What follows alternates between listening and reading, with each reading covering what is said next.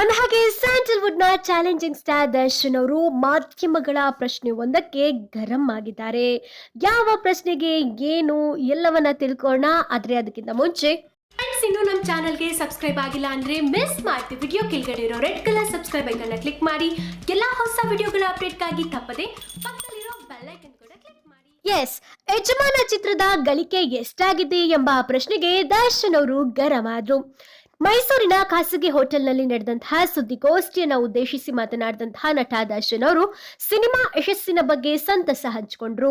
ವಿದ್ಯಾರ್ಥಿಗಳಿಗೆ ಪರೀಕ್ಷೆ, ಜನರಿಗೆ ಕ್ರಿಕೆಟ್ ಪಂದ್ಯ ಇದ್ರೂ ಕೂಡ ಸಿನಿಮಾ ಸಕ್ಸಸ್ ಆಗಿದೆ ಅಂತ ಸಂತಸ ವ್ಯಕ್ತಪಡಿಸಿದ್ರು. ಇದೇ ಸಂದರ್ಭದಲ್ಲಿ ರಾಜಕೀಯ ಪ್ರಶ್ನೆಗೆ ಉತ್ತರಿಸಲು ನಿರಾಕರಿಸಿದಂತಹ ದರ್ಶನ್, ಇದು ಕೇವಲ ಯಜಮಾನ ಚಿತ್ರದ ಸುದ್ದಿಗೋಷ್ಠಿ, ಸಿನಿಮಾ ಬಗ್ಗೆ ಏನಾದ್ರೂ ಕೇಳಿ ಹೇಳ್ತೇನೆ.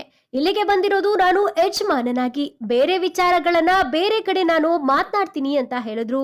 ಇತ್ತ ಮಾಧ್ಯಮಗಳಿಂದ ಸಿನಿಮಾ ಕಲೆಕ್ಷನ್ ಎಷ್ಟು ಎಂಬ ಪ್ರಶ್ನೆ ಕೇಳಿ ಬರ್ತಾ ಇದ್ದಂತೆ ಗರಂ ಆದಂತಹ ದರ್ಶನ್, ಸಿನಿಮಾ ಕಲೆಕ್ಷನ್ ಬಗ್ಗೆ ಕಟ್ಕೊಂಡು ಏನ್ ಮಾಡ್ತೀರಾ? ನಿಮ್ಗದ್ರಿಂದ ಉಪಯೋಗ ಆಗೋದಾದ್ರೆ ಹೇಳಿ, ಪೂರ್ತಿ ದಾಖಲೆ ಕೊಡ್ತೇನೆ. ಅಷ್ಟೂ ಬೇಕೆಂದ್ರೆ ನೀವೇ ಎಷ್ಟು ಥಿಯೇಟರ್ಗಳಲ್ಲಿ ಚಿತ್ರ ಇದೆ, ಒಂದು ಶೋಗೆ ಎಷ್ಟು ಕಲೆಕ್ಷನ್ ಆಗುತ್ತೆ, ಹಾಗೆ ದಿನಕ್ಕೆ ಎಷ್ಟು ಕಲೆಕ್ಷನ್ ಆಗುತ್ತೆ ಅಂತ ಲೆಕ್ಕ ಹಾಕಿ ಅಂತ ಸಿಡಿ ಮಿಡಿಕೊಂಡ್ರು.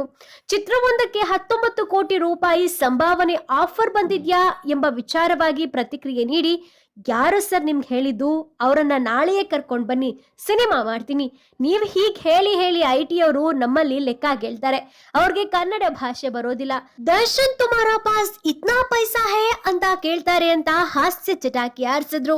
ಓಕೆ ಫ್ರೆಂಡ್ಸ್, ಆದಷ್ಟು ಬೇಗ 19 ಕೋಟಿ ಆಫರ್ ಬರುವಂತಾಗ್ಲಿ ಅಂತ ನಾವು ಕೂಡ ಹಾರೈಸೋಣ. ಏನಂತೀರಾ ಫ್ರೆಂಡ್ಸ್? ಮಿಸ್ ಮಾಡಿ ಕಮೆಂಟ್ ಬಾಕ್ಸ್ ಅಲ್ಲಿ ಡಿ ಬಾಸ್ ಅಂತ ಕಮೆಂಟ್ ಮಾಡಿ ನಿಮ್ಮ ಅನಿಸಿಕೆ ಅಭಿಪ್ರಾಯಗಳನ್ನ ತಿಳಿಸಿ. ಪಕ್ಕಾ ಡಿ ಫ್ಯಾನ್ಸ್ ಆಗಿದ್ರೆ ಮಿಸ್ ಮಾಡಿದ ವಿಡಿಯೋಗೊಂದು ಲೈಕ್ ಕೊಟ್ಟು ಈಗಲೇ ಸುದ್ದಿನ ಎಲ್ಲ ಸ್ನೇಹಿತರಿಗೂ ಶೇರ್ ಮಾಡಿ. Thank you.